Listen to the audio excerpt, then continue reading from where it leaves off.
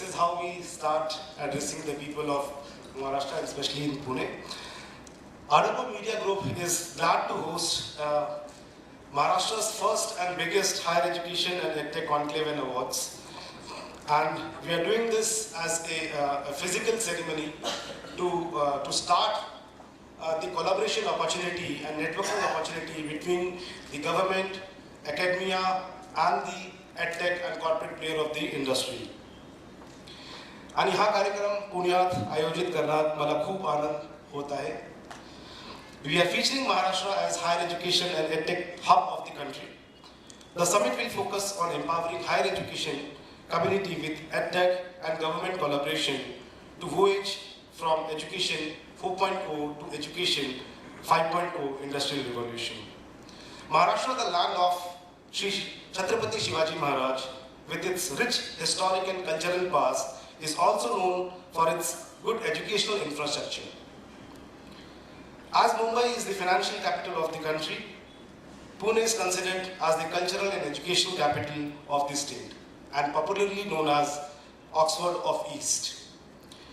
Cities like Aurangabad, Nasik, Nagpur, Kolhapur, Solapur, Ahmednagar, Jalgaon, Satara, Wardha, etc.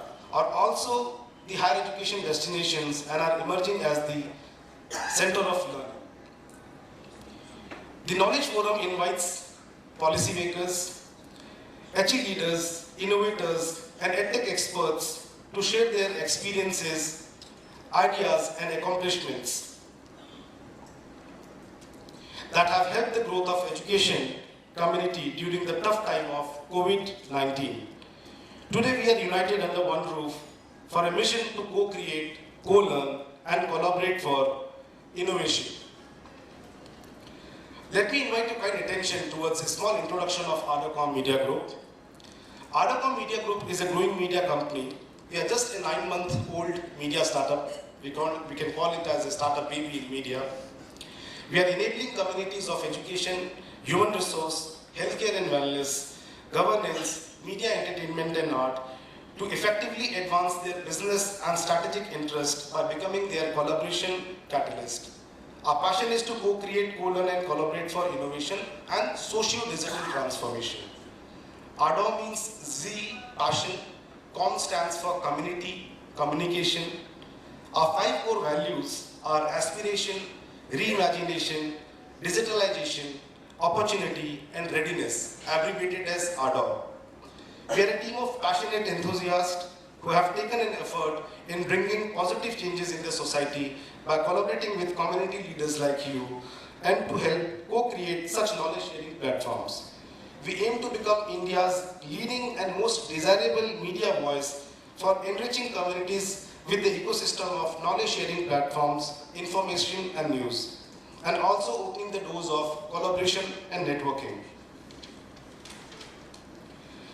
This knowledge sharing platform has been created to open the doors of knowledge, to open the doors of collaboration, as I already said. We have eminent speakers on the dais, off the dais, and throughout you'll be seeing the people flowing as per their schedule and plan, as you can see in the agenda. And every topic is been, is researched well, and we have made this topic so interesting and selected likewise so that we can make justice to each and every panel session. Like in the inaugural session theme, we are telling that education 4.0 to education 5.0, this is a transitional shift. So what is it? Let me just give you an idea. As we gradually transition, or we are moving towards from the transition from Industrial Revolution 4.0 to Education 5.0, the goal of Education 5.0 is to transform the current educational system into one that is centered on action and outcomes. So 4.0 are more towards the implementation of the new EdTech, say all the divisions like the AI, ML, IoT, robotics. That was the implementation of the new EdTech into the system into the curriculum. But now it is more on the action and the outcomes. So despite repetitive attempt to offer proper training, evaluation and related assistance, the actual figures for employable graduates each year are alarming. As a result, the gap between the industry demand versus employable skilled human capital continues to widen. The transformation shift from Education 4.0, which was more focused towards implementation of the new age advanced technology and automation, to Education 5.0, which is about co-creating the socio-digital ecosystem, which could hopefully ease the dynamics of teaching, learning, skilled and employing youth, which we called as Gen Z and millennials. Likewise, when we move towards the first panel for the day, which is more focusing on reimagining higher education through physical mode of learning, where we are just seeing how physical mode of education and digital mode of education plays a very crucial role. Then we have a topic on how can the setup of digital university as per the Union Budget 2022 help in getting world-class education. We have mostly the vice chancellors and chancellors in this panel who will be speaking about more of a digital university. Panel 3 speaks on professional mentoring with skill development and multidisciplinary approach, a robust education ecosystem. We have the vice chancellors, directors and principals of renowned institutions in this panel. And lastly, in panel 4, we are speaking on how to bring digital transformation to your institution. Again, it will be accompanied and be witnessed by the principals and directors of institutes. As we move ahead with the flow of the program and the panel discussions, at last we are awaiting for the felicitation ceremony and the award ceremony named as ArdorComm Media Higher Education Awards and EdTech Awards, which aims to acknowledge those individuals, educational institutions and EdTech companies that have played a key role in transforming the teaching, learning and employability outcomes. The prestigious awards will recognize and honor innovators, trendsetters and educators in HE sector. So it's a one-day session, 5 panel sessions, 5 industry presentations, 7 industry presentations, representations of almost 100 plus higher education institutions span Maharashtra and 20 plus EdTech corporates and education startups. This is the key highlights of the event. I would like to welcome all our partners and I will request all the attendees and delegates to kindly visit the expo area outside. We have kept it open, we have not made it as an autonomous proper structure so that you can have a visit, you can see what are the new technology which is emerging, and believe me, today's era, we are all talking about the collaboration and networking opportunity. Let us explore what they have to offer, what are the products and services and how we can enhance our digital infrastructure with their collaboration. So, I welcome our partner, the presenting partner, Coursera for Campus, our powered by partner, Anthology, ERP partner, Academia, Serasoft, EdTech partner, D2L, training and placement partner, ELSA, our associate partners, EduVacancy, FinanceSpeed, Intercell, Mastersoft, associate partners, Lead Squad, Monet Live, Sunstone, SAS, Ville, knowledge partner, Savitribhai Phule Pune University, university partners, Tilak Maharashtra Vidyapeeth, Hindustan Online, and institute partner, ASM Group of Institutions. I welcome our community partners, education, media, entertainment and art, health and wellness, human resource and governance. So with this, without making more serious talks, let us move ahead with the flow of the program.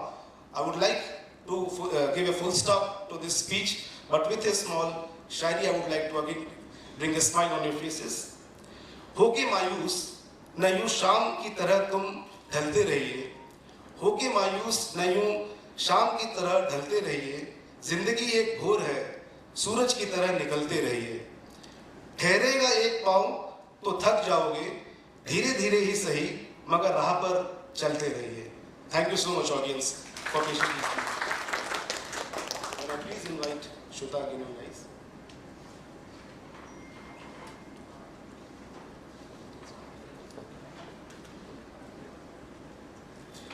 Thank you so much, sir. So, let's proceed with our traditional and auspicious lamp lighting ceremony. I would request the dignitaries, special guests, to proceed with the lamp lighting ceremony.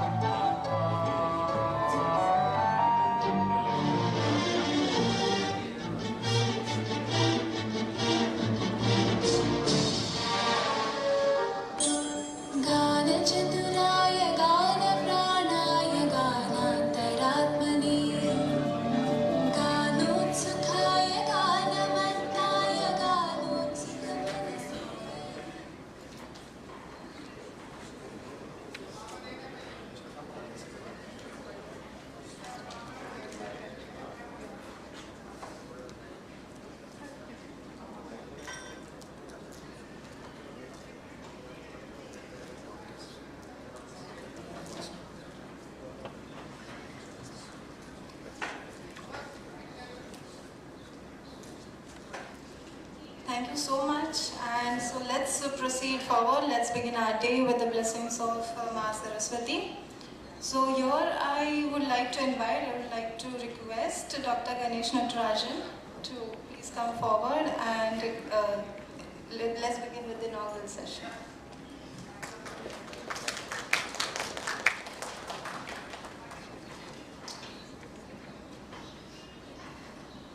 Good morning to all of you, and absolute pleasure for me to be here. I know Chandan for a very long time through his career and the previous goal. So when he called me and said, "Can you come?" I said, "Certainly I'll come," because any new initiative I think needs support from all of us. And of course the other people on the panel are very good friends. I think Chetan and I have been doing adventures in education for the last many years, ever since I moved to Pune in 2000. So I just thought I'd share a few thoughts on, I'm not going to talk about numbers, 4.0, 5.0, 6.0 is all fine. But where are we going in terms of the whole education environment in this country? And obviously, you cannot talk about any change, any phenomenon, any process, unless we identify the customer extremely well. And today's customer is changing beyond all recognition. In fact, I was doing a keynote literally last week at this HR summit called Evolve HR, not far from here in Novotel. And it was actually amusing to a certain extent and very disconcerting in the other to see the challenges in front of HR today. And we all know why that is. In America they call it the Great Resignation, because nobody is happy with their current job and they're all looking at what else can we do. And we were actually deliberating that. I was there, and Anand, the founder and chairman of Persistent, and quite a few very senior people. And we came up to 2 or 3 conclusions that the world of youth, the Gen Zs or whatever you may call them, is never going to be the same again. Okay, because 2 years of COVID has taught us a few things. For me it was very pleasurable because my book writing output went from 1 and 2 years to 3 and 2 years. Because literally you had time to do that, you had time to research, time to think, etc., etc. So for some of us, I think COVID was very productive because it's saved us the trouble of getting onto a plane 5 times a week, which was my life for the last 30 years, and really gave us time to reflect and think. Sadly, however, we had this phenomenon of people being forced to suddenly work from home. Now, work from home today, if you ask people from the IT industry where I come from, people are saying, "Oh my God, it's the best thing that has happened, productivity improved so much, etc., etc." But after a year, people have started realizing, and people may not admit it, but the reality is, stress in the system has been extraordinary. Because especially when people proudly say that, "Oh, my employees are now working from 8 in the morning till 10 at night," I'm sorry, they were not meant to work like that. Okay, because they were meant to have some work-life balance, they were meant to have, some even commuting time. I love the time I spend at airports, sipping a cappuccino in a restaurant. Okay, it gives you downtime, and maybe you're waiting for a plane and you think it's stressful, but actually it balances out your life. And that couldn't happen thanks to work from home. It also brought in, unfortunately, very bad habits. We were just discussing before we started that today the concept of morality in employment has almost gone out of the window. It's almost like if you do 3 jobs at the same time, get 3 salaries, full-time jobs, and so long as you don't get caught, you're fine. The concept of you're doing something wrong in the first place doesn't strike young people at all. And actually, it's quite surprising. In November, my wife and I were in Ladakh, and we were in this Lamayaru monastery, which is the highest monastery in the country, beautiful place. And right on top of the monastery, while we were finishing, we met this young woman. And my wife asked her, "So, what are you doing here?" She said, No, I've been in Ladakh for the last 6 weeks. I'm from Bangalore. And we said, so she said, "Can you give me a lift back to Leh?" I said, "Sure." So on the way we were chatting with her. She works for a very big name company, which I will not name. And then we were asking her that, "Look, 6 weeks in Ladakh, you must be having fun. So how does your company give you so much leave?" So she said, "No, I'm not on leave. I'm on work from home." So I'm like, this is 11 o'clock in the morning, you're in the Lamayaru monastery, what does work from home mean exactly? Well, she said, no, that's true for 50% of my organization. Okay, we log in at 8:30 in the morning, then we do whatever we want. People who are at home will cook and will take care of their children, etc., etc. By 5:30 in the evening, we'll come back and log in again, so work is completed. And she says it in such an innocent fashion, as though nothing is wrong anywhere. And I'm thinking, who is that American client who's paying for her to be going all around the Lamayaru monastery? Now, the reason I'm starting with this is unfortunately, whether we like it or not, the attitude that a lot of people have got. I don't know about study from home. Chetan will probably be the better bet of that. But in terms of even studying from home, I've seen, I have a very close friend who runs an entity called Social Venture Partners in Pune. So she was telling me about her 8-year-old son. He says all that guy does extremely bright boy, extremely bright, and he will anyway clear all his exams. But he says all they do is comment on how the teacher behaved on the Zoom chat, and they commenting on each other. So even the concept of understanding the subject is completely gone out of the way. And my belief is, all the people who graduated, even from, I was doing the valedictory session at IIT Bombay day before yesterday, and talking to some of the students. And it was pretty obvious that the learning had been phenomenally affected in the last 2 years. An IIT Bombay student will always get a job, placement will always happen, so will people in INDIRA or other good institutions. But the point is, we've created a generation whose expectations are in the mood in terms of what they want and their entitlement. At the same time, they haven't learned it. Now, given this preface, so what can we do? If you read one book in your life, read Yuval Noah Harari's wonderful book, not Sapiens. Sapiens, as he said, was the history of the last 2,000 words. But he then wrote a book called Homo Deus. And Homo Deus is what he calls a history of the future. And he talks about what will happen in the next 100 years. And remember, this was before COVID.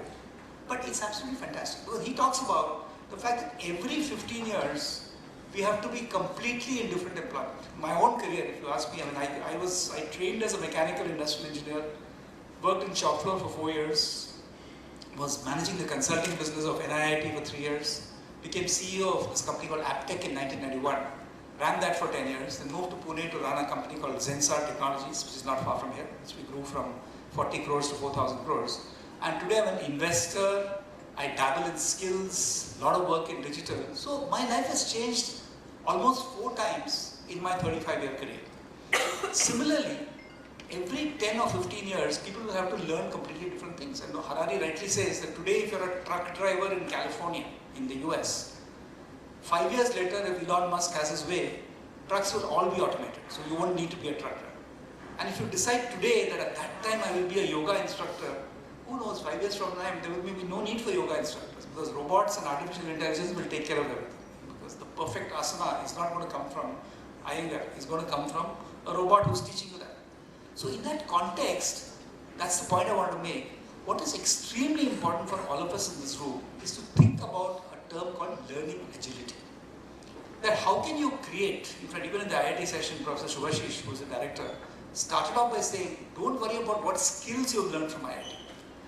Understand whether we've given you the engineering discipline or not. Similarly, what I think we need to do in academic institutions is to provide an environment where anybody can learn anything at their own pace through whatever technology.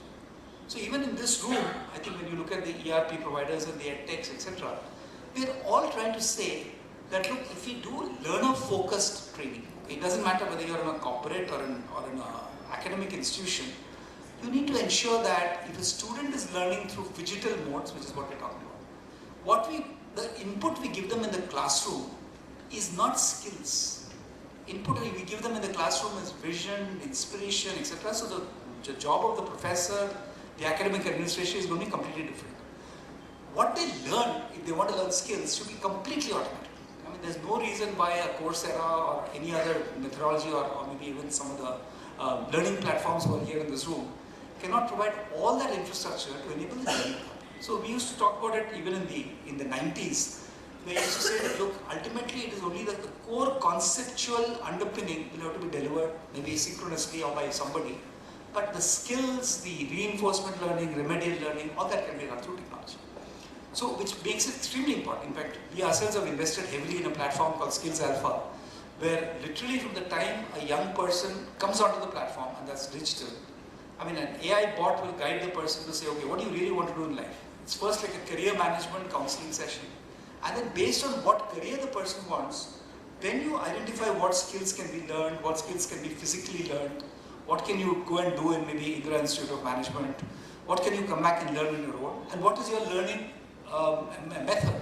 Do you learn better through video? Some of us learn better through reading. So we serve you in a pedagogy or a method that makes it happen. And also gives you the mentors. I know we were talking about an entity that has come through, I'm sure Chetan will talk about it, where multiple mentors are coming together. how do you choose the right mentor to guide you in your learning path? And very often we are finding, as I remember in the old days when you thought mentor, you thought people like me, I mean with no hair or grey hair, etc. We were supposed to be mentors. Not anymore. Because the Gen Z at the age of 25 does not want to be told कि जब मैं छोटा बच्चा था, I was doing this. They don't care. The mentor is somebody who's 3 years older than them, okay, who's been on that path very, very recently and can share experiences with them. My daughter studied in Cambridge in UK in the first part of her career. And I used to ask her that, look, all these Nobel laureates are teaching you in Cambridge. You must be really enjoying it. She says after 6 months, nobody attends their classes. But there are 300 people sitting in a Nobel laureate's class. The Nobel laureate is normally full of himself or herself. He's not really worrying about the audience. And he's just talking about them. She says, where we did the maximum learning was in the 8 people tutorials. Where somebody maybe 3 years older than me actually discussed the lesson with me and understood this better. Today, that possibility exists to do it through technology. And as I say, when I look at 5.0, remember 3 things. One is build a learning agility, the ability to teach, deliver in a very adaptive learning style, which is going to be extremely important. The second is, remember, the attention span of people has gone from maybe somebody would listen for 1 hour before. Today, after 5 minutes, people are on their phone under the table. I'm sure some of you have taken your phones out already and looking at WhatsApp. That is the pain of the current generation. My current generation, I'm doing it myself sitting on the stage. Okay, and that cannot be avoided. So whatever you have to deliver has to be communicated extremely forcefully and extremely quickly. Okay, and then let people learn on their own what they're interested in. And last but not the least, I think we must remember we are all in a journey together. I mean, I was talking to my very good friend Nandan Nilekani, and Nandan, as you know, has created, to my mind, 2 revolutions that will change India. One is, of course, Aadhaar, which all of us are aware of. The second is the whole UPI payment gateways. I mean, the other day I was in Bombay airport, 6 o'clock in the morning, I said, "Bhaiya, coffee dena." So he said, okay. So I gave him a 500 rupee note. He said, "Kahan sir change milega iske liye?"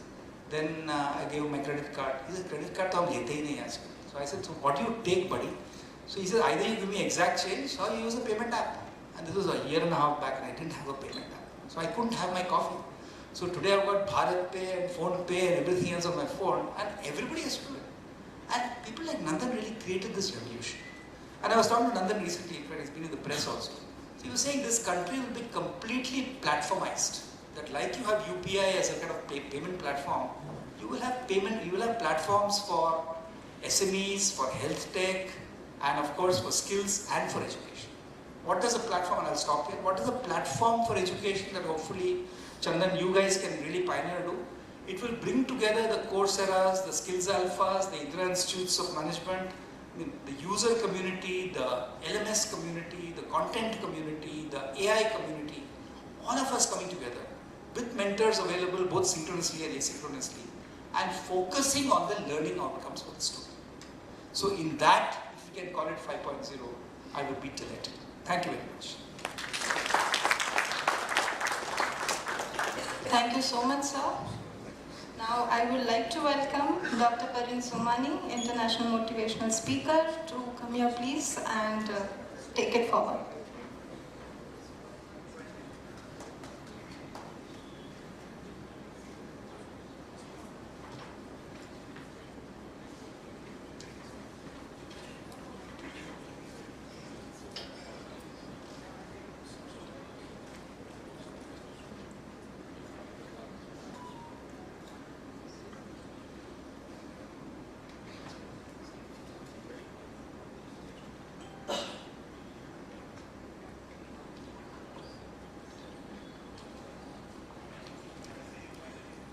Good morning, ladies and gentlemen. I've heard Dr. Ganesh has made a beautiful speech and I was speechless. I really enjoyed it, the way he started and where he ended.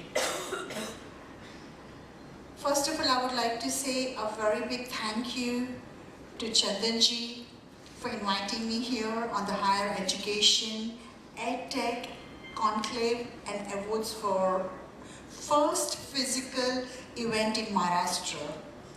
It is my privilege to be with you all, alongside with other eminent speakers, special guests, chief guest, and all my delegates today, to discuss about 4.0 to 5.0 transformational shift in the education system.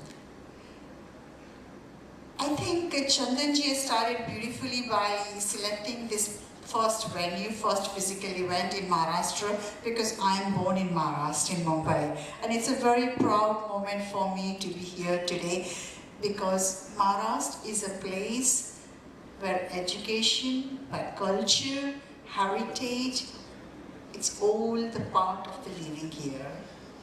So I think education is the fundamental right of each and every individual's and the foundation for the societal programs. Traditional education has undergone accelerated progression during the COVID-19, where we heard a lot from the Dr. Ganesh, how the people have taken it lightly of working from home. So look at the difference between that you have been responsible person as an educator, that you've been asked to do and fulfill your duties, and you do whatever you like to do. But I think in COVID, I was very fortunate. I know people have got a lot of their opinion about it, about COVID-19, but I was very fortunate that I did what I couldn't do it in last 35 years of my life. And I have also changed my career from the TV presenter for Ahmedabad Doordarshan, for Akashvani All India Radio presenter, writer, author. I've written at the age of 19, 11 books. At the age of 20, my 11 books were published. And from there I shifted when I moved to United Kingdom in London to be a financial advisor in the Lloyds Bank, which is a very renowned and a very much like an English traditional bank, where I worked for more than 24 years. So my career never stopped there, and then I become the educationist, I become the independent academic scholar, and I loved working in the system, how I can help our future generation. So that has given me, this is my stage, and then after that wasn't enough. I just went into the empowering the women around the world, and there I become Mrs. India for 2021 and Mrs. Universe International 2021. So you can see how the trend is going from one revolution to the other one, what I was and what. Yes, the time has changed. So this 4.0 to 5.0, the revolution is literally changing from one end to other, but it's in our hand how we want to do it. So the COVID-19 has given us where the learning using the technological platform became the dominant methods of knowledge acquisition. Therefore, the education 5.0 is the application of new technologies, where we are going on the digital world, digital market of not using, as we heard, not using the cash, but using the platform of phone pay and all these things, which I'm still getting on, and I'm still not able to work on that part of having that apps in my phone as well. So I always have a struggle how to do that. So it becomes really difficult when you are going on the mind. And especially India has become like a vast and a major hub of the digital marketing. There is an emphasis on the emotional and the social progression of students' development, in addition to highlighting the importance of solution to improve the quality of life in the society. So technological advancement and improve the quality of life, and their users should be benefit in the areas of life, of industries, businesses, organization, ranging from the healthcare, agriculture, textiles, food. But the artificial intelligence has taken over each and everything, like as we heard, that one day we don't need the yoga teacher. True, that is absolutely true. You can see, we won't need the cook and the chef in the house. We won't need the cleaner in the house. The cleaner will be done. You can see the Tesla car. What is the Tesla car? You can drive the car without anybody in the car. So this is the new shift, what we were and how the world is progressing. So goals that individuals must achieve through various learning experiences. During the pandemic, e-learning became the norm of everyone. Therefore, Education 5.0 is the link that connects the digital and technological knowledge with the human, social and emotional traits. Through the students' well-being can be developed further. So according to the Education 4.0, technology consumes the role of increasing speed, accuracy and knowledge in instructions. So while in Education 5.0 provides a platform for more than humanity in a human viewpoint to learning, integrating social and emotional abilities constantly towards the improving of your health and safety. So Education 5 can promote students towards engaging completely and collaborating projects, facilitates conflicts resolutions, techniques, improved communication skills, enhance interpersonal relationships, empathy and tolerance. So they are all important when facing challenges in the contemporary life. By utilizing Education 5.0 in all levels of education within institutions, there is a benefit to remote learning and a face-to-face education. For Education 5.5 to be successful, there is a need for educational institution when we all are here gathered in this room and we are going to have a brainstorm how can we be working on that. But the institution, what we have to invest in technology, ensuring the appropriate hardware, software and good internet connectivity is available. In addition, to improve the teaching pedagogies and administrative systems. So simultaneously, it is vital to invest time and resources in training educators apparently in such a way to ensure the effective students' learning by reskilling and upskilling and changing their attitudes towards the education. It is important for students not to possess the technical competencies but also to ensure the skill development which they have to learn. So when we get the degree in the university, they come out. And what jobs do they get? Are they able to get the right job, what they have learned? If we become like a BCom or a management, are we getting the right people in the right places? Answer is no. Not everybody are fortunate to get. See what I will talk about my personal, that when I did my BCom. By doing that, I was on a media.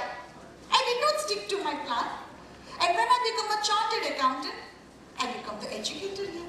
So can you see the differences? So then I did my PhD. So the shift changes from one era to other area, and this is what we have to learn, how we can make our future generation and give them that knowledge of skills where they can learn. It is important for the students to learn, but therefore, although technology is an important phase, an important facet of education, it should also use as a tool to provide value to education and improve on the efficiency. So Education 5.0 provides students with the skills to make an informed and responsible decision and considering the bigger picture. So important component of Education 5.0 is include privacy, ethics, safety, technology, mindfulness. So there is no need for a comprehensive strategy that promotes an education system or education information or education transformation incorporating the necessary components. So there is no need to amalgamate students, educator, training providers, stakeholders, governmental and non-governmental together. So to better to understand 2.0 and support the education transformation to ensure a positive, sustainable future. Our world is slowly transforming. We have been evolving ourselves into the new normal society where things, as we know, it may never be the same again. We must embrace the change together. We have the power within ourselves to facilitate good change in the world. I remember the beautiful quote of Mahatma Gandhi. Be the change the way you wish to see the world. It's beautifully phrased. The way you want to see the world, the way you want to change, it's in our hand. I want to share 3 important messages, and I feel it will help our transformation. Number 1, always be positive. Never fear change, because even every night turns into the beautiful new day. Remember, Rome wasn't built in a day. With a positive mental attitude, we can create a positive change. Number 2, seek the strength within yourself. Use the inner strength to create the opportunity to build a better future. Through your resilience, help other people. Forget about the background, ethnicity, social, political or religious lookout. Do not matter. Remember, we were all one in this pandemic and we came out resilient and we were stronger than before. Are we all true? We all were stronger. We faced many challenges and we came out the way we never thought we will, even though the world is changed. And number 3, respect each other. Diversity is very important. And when we respect, we should understand the diverse viewpoints. We all have a key role to play in this society. We all are the master of our own destiny. This world has given us a lot of things for us to learn. Seek the change you wish to see and create in the world. It is only by working together we can make a positive global change. Thank you very much for having me. And it's lovely that we all will work together and we will all support together. Thank you.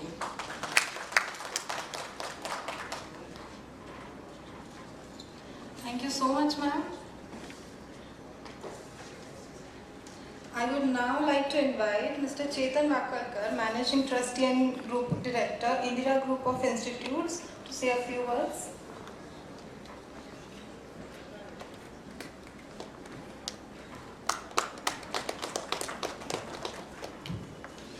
Distinguished dignitaries on the dais, off the dais, the organizers, ArdorComm, Chandan and Ashish, very good morning to one and all. And of course, we educationists, educators, EdTech service providers, we are all known to be vibrant and energetic people. And I think since morning, we have not yet heard one thunderous loud round of applause for the organizers as well as for all of us. So let's see some energy, come on.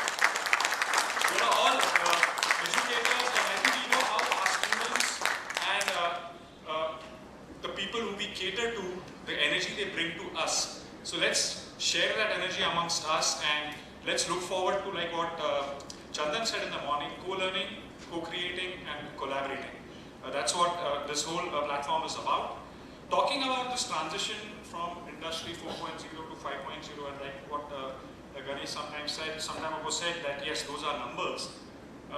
From my side, following a presentation or a talk after Ganesh is a difficult act to follow, because we all know he's a very, very inspiring personality. He's been an advisor and a mentor even to the INDIRA group for more than 20 years now. Whenever we meet him, it's an inspiration for us. And he and his wife have both contributed in a big way to giving back to the education sector with the unique concepts, products and platforms which they have created over the years. And that's why he said, we talked about our adventures in the education space since 2000.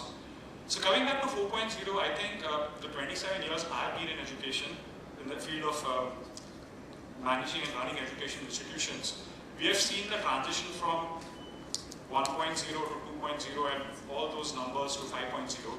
And from my side, in the next 5 minutes, I want to only discuss or talk about two key perspectives which I want to share with the audience and which I think are disruptions or paradigm shifters which are going to really change the face of Indian education. We all know that all of you who have been in the private education space, especially running physical colleges and institutions like what we do, India is one of the highest regulated education countries in the world. By which I mean that at every stage, there are a number of permissions to be obtained for running institutions. There are a number of state level and national level bodies which are there to regulate education. And what the game changer has been and what this government has done, especially the central government, they are using digitization, like what he said earlier about creating platforms. They are using digitization as a means of changing the space of education drastically, which means even the regulation related to education is going to get reduced extensively because of digitization. And I think the two main things, biggest announcements which came in the last year, and a lot of us are grappling to understand the impact of these and understand the process for implementation of these, are the National Education Policy, which was approved and passed, which led to the creation of the first academic bank of credit in India, which is again a very unique platform which they have created for allowing students to accumulate credits, especially in the space of higher education, giving them the flexibility of transferring credits from one institution to another and literally deciding what level they want to drop out of education, whether it's a diploma, that they want to graduate, they want to go in for a higher education, and that's going to be a game changer. So for me, that regulations which the government is putting out there are really going to transform and make the education system very, very flexible. Extremely flexible, extremely challenging also for traditional educators like us.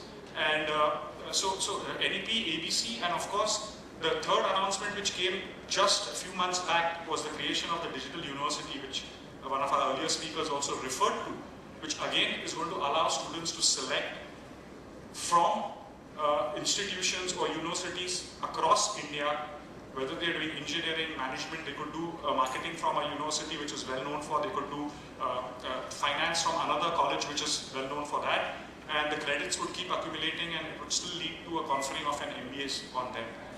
And that's going to impact all of us who are in the physical space of education as to how we retain our students and make sure that they continue maximum of their credit accumulation through our programs, which means it's going to need each one of us to really look at what, like Ganesh said about Gen Z customers who are our students, because they really are consuming content in an extremely different way these days.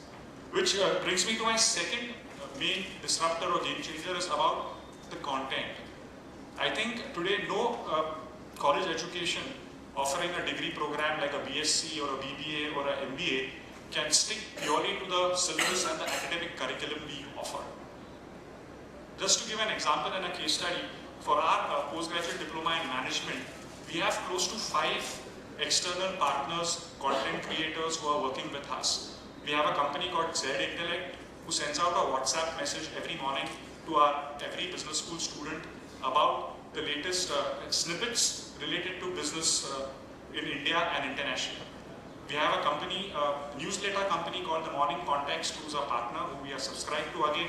For every student, every morning, the student gets an email into his box talking about, again, curated articles related to business management education, related to industry in India and internationally, which he or she has to consume, and there is a discussion every week on that content. We have, like Sir was saying some time back, we have a partner called vmentor.ai.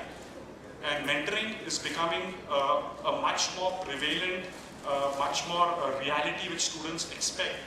And digitization has enabled allowing mentors to be available throughout the week across geographically distant places.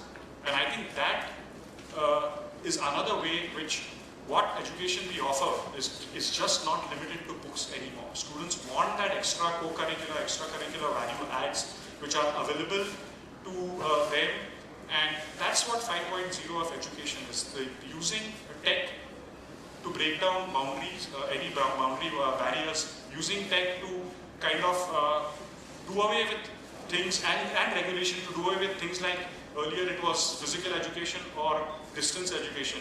I think with all the new rules, regulations coming in, distance education is completely evaporated. There's nothing like that. All these modes are now completely blended into blended education or phygital, which is going to be part of the discussion later.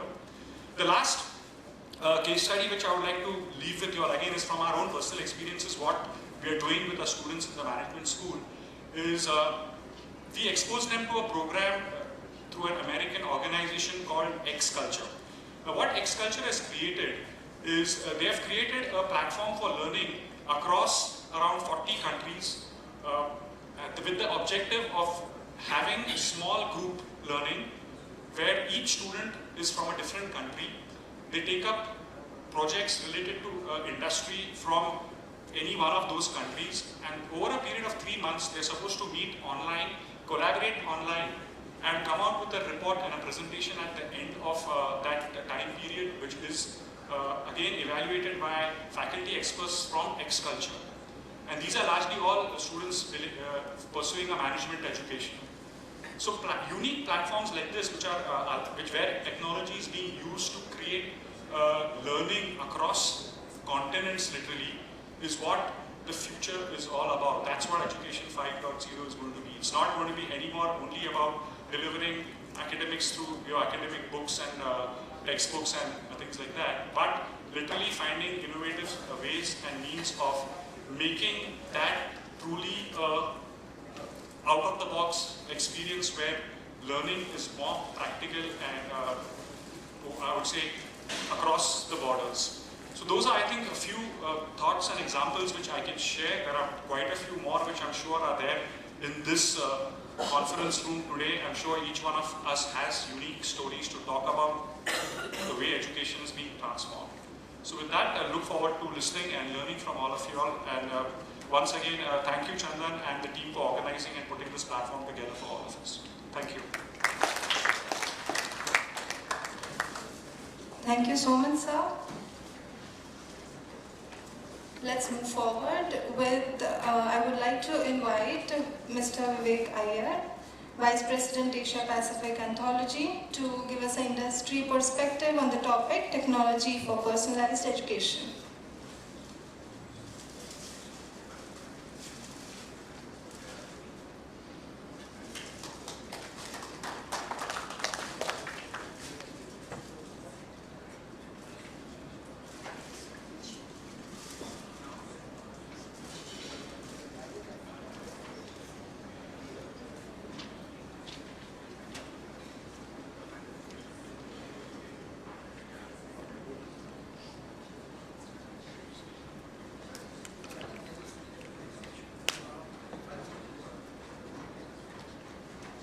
Okay, good morning.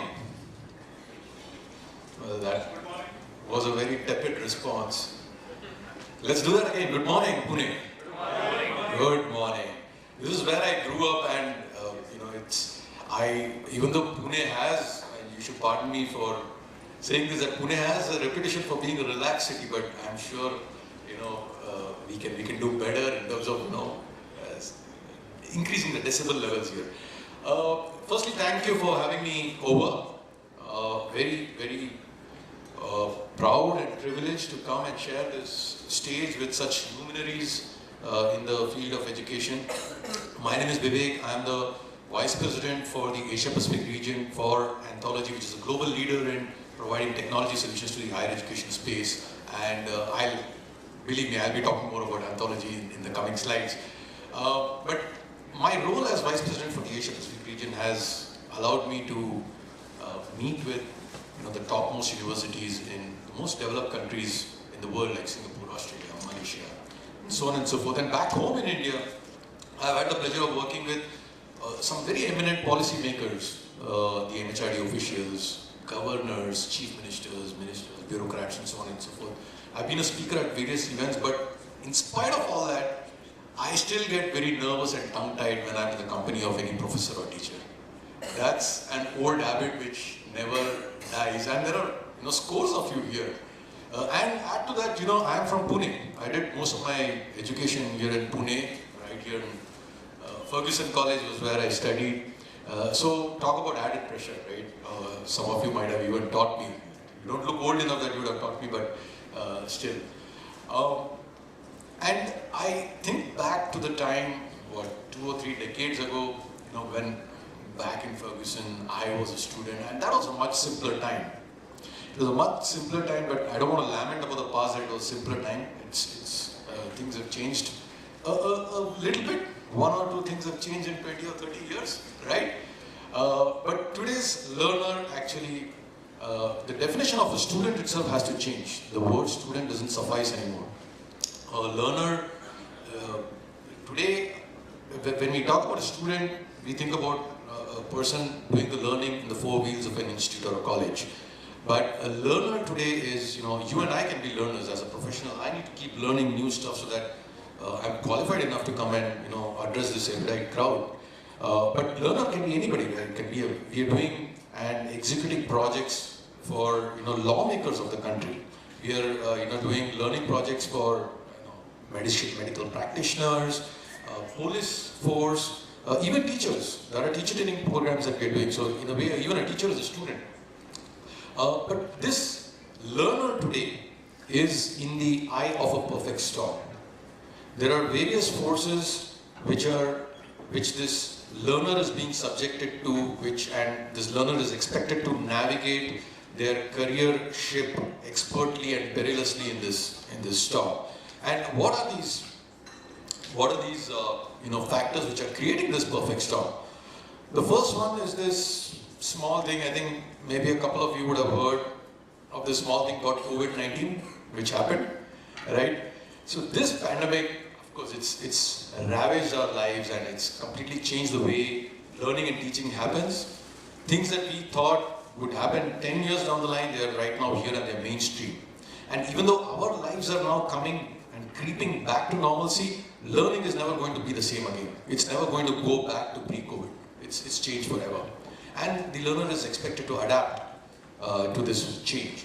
Then you've got something like any National Education Policy 2020, which is an extremely positive direction, policy change that lawmakers have made, which is going to fundamentally change the way teaching and education learning happens in the country. And no doubt the learner will be expected to adapt to the new way of teaching and learning.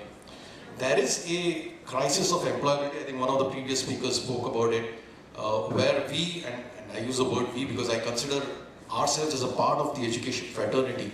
We provide education, we provide technology for yourselves to run your institutions better. So I count ourselves as a fraternity where we have probably not done as good a job of ensuring that our students pass out with the skills which the industry needs and requires. And hence there is an employability crisis. I think the figures are like 47% of graduates were employable in 2019. That's gone from 46, now 45 last year.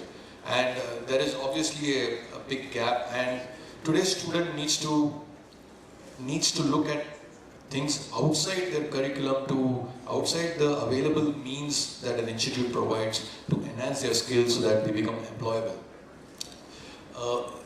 They also need to grapple with the rapidly changing landscape of technology, not only in terms of the tools that they use to learn and engage with each other, but also in terms of technology which could, adjacent technologies which could actually impact the core area of, where they are seeking a job. For example, if a student is learning, the basics of finance, to become a financial advisor, it's not enough just to be an expert financial person anymore in today's world. The learner also needs to have a very deep understanding of how cryptocurrencies work. And that part of technology so that they can do their core job better of advising people about how to manage their wealth. So these are the things which the learners today, they need to keep in mind as to how technology can impact their core areas. Today's learner also needs to obviously manage the ambiguity which is there, and back when I was studying, life was very simple. These are the things, this is your course, curriculum, you pass out, here's your degree, go get a job. Today, the kind of choices which are available to students that make it extremely ambiguous and uncertain. It's good to have choices, but too much choice is what stresses people out. And it's in this environment of ambiguity that today's learner has to operate, and it's dynamic. This ambiguity is also not static, it's dynamic. The moment you figure out one thing, there's this next shiny new thing that demands to get learned. So that's another thing, and let's not forget that today's learner is a Gen Z cohort. Even millennials are now older, and our students are now Gen Z cohorts. They come with this reputation, whether it's ill-founded or not, but they come with this reputation of having a sense of entitlement, wanting instant gratification, low spans of attention, but more importantly, what they demand is a superlative experience in terms of learning, because they are exposed to this kind of excellent experience in other facets of their lives, whether it's ordering groceries at the tip of finger, watching any kind of content, movies at the at the pressing of a button, or applying for a loan within minutes. That's the kind of experience they expect, and rightfully so. They demand that kind of experience even from their learning the learning environment, and it's up to us to step up. And with these kinds of forces, the student obviously is in a lot of stress, and is in the eye of a perfect storm. What is the solution? We say, you need to bring the student back to the center of it all and personalize the learning and outcomes for the student. Now, this may seem like a banal, cliched statement that you have to bring the student to the center of it all, but it's a very powerful change in philosophy, and it can impact various facets of the way you run your institution and the way you look at learning. When you start putting the learner at the center, it allows you to create a 360-degree view of your student. Today your student might be just and I'm just generalizing. Today your student could be just an enrollment number for your admission department, or it could be a hall ticket number for your examination department, or just an alumni registration email ID for your alumni relations department.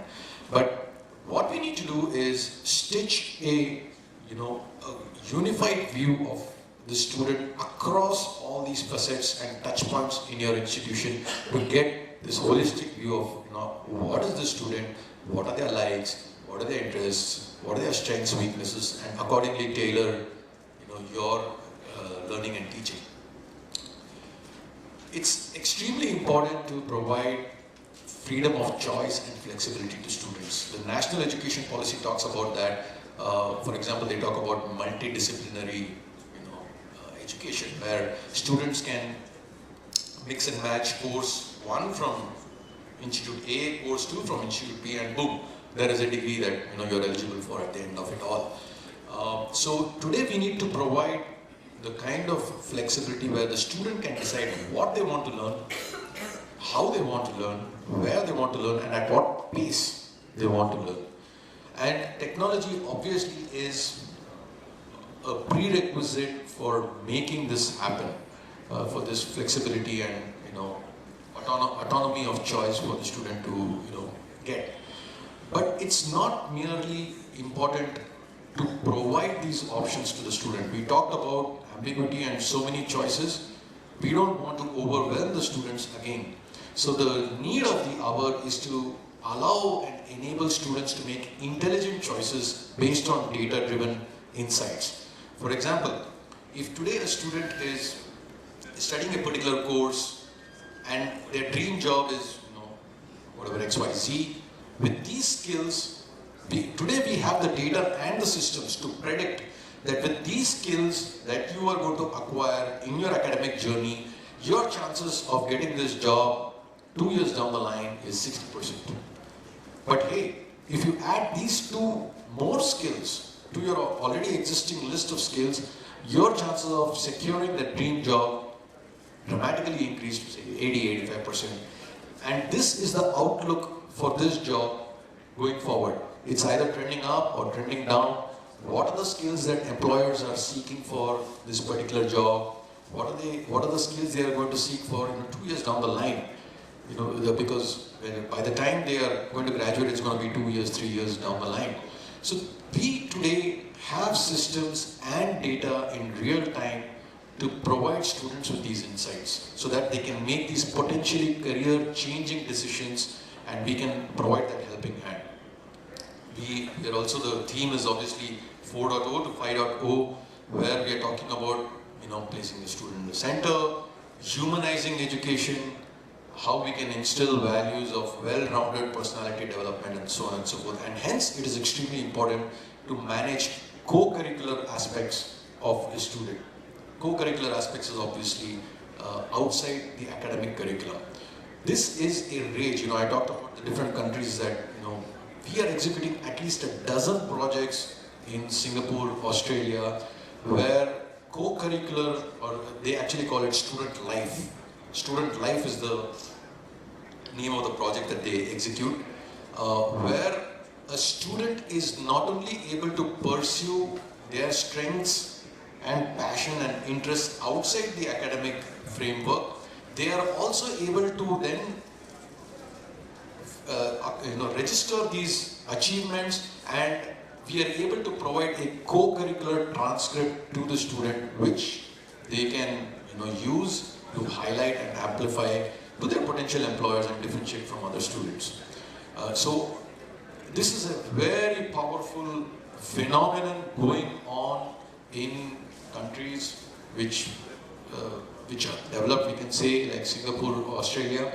And this is a rage, and I'm sure with the focus of NEP on well-rounded development, this is going to be a big thing.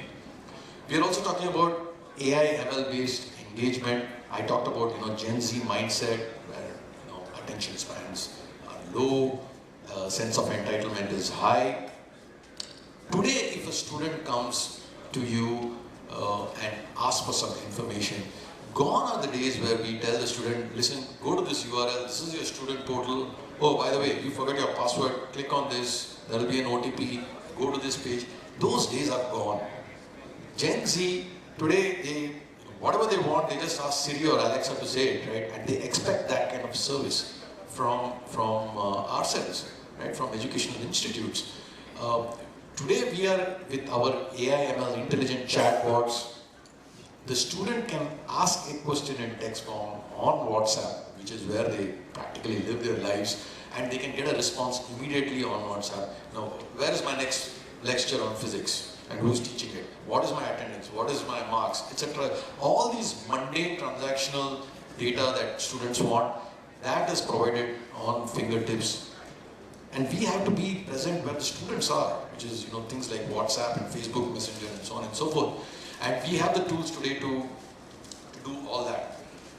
And why we are saying that this is our prescribed 6 pillars across which we can provide personalized education, there is a need to put a very strong technology backbone to support all these initiatives. And that's where my company comes in.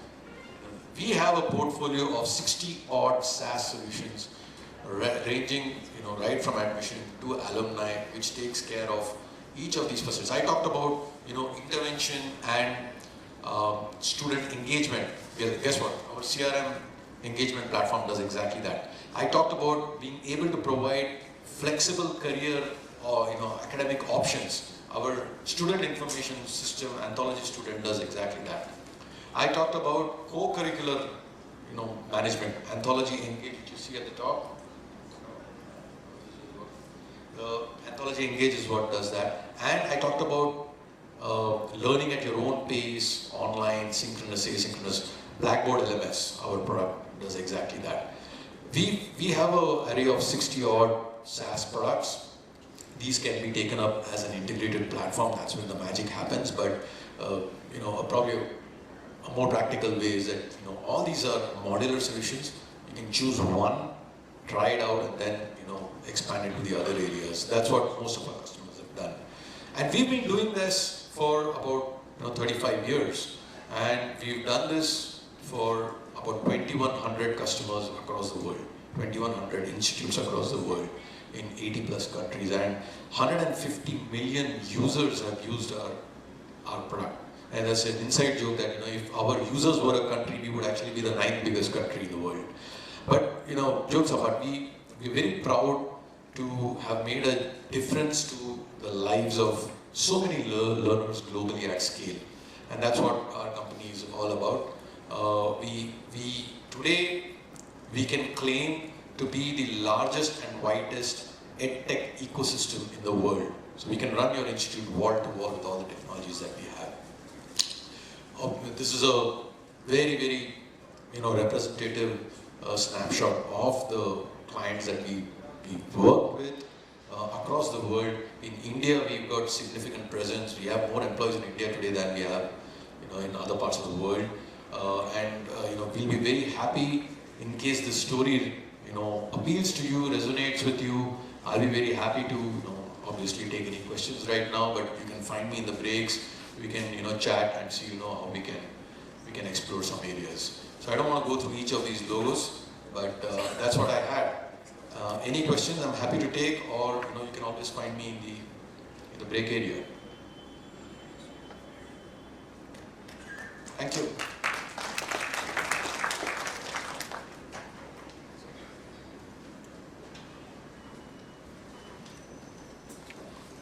Thank you so much, sir. So now I would request Mr. Chandan Anand to kindly come here and felicitate our honorable chief guests with a bouquet and memento for their valuable presence and contribution for the day.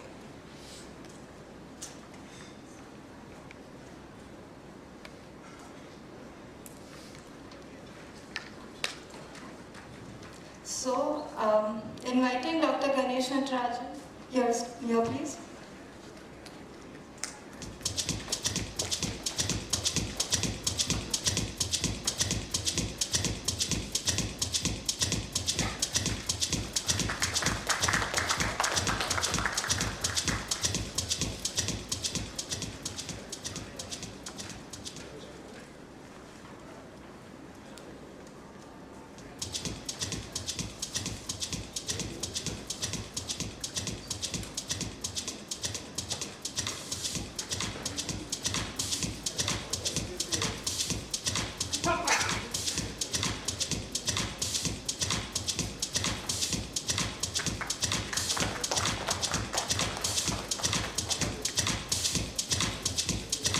Hear it for Dr. Natarajan, please.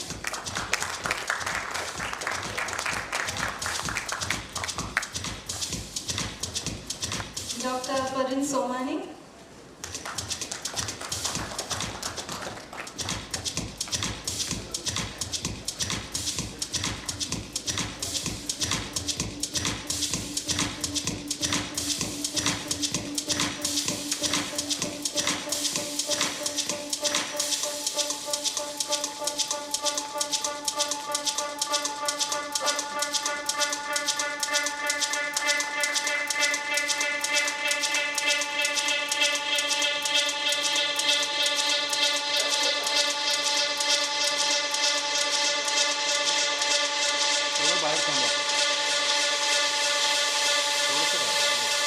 Mr. Chetan Wakalkar.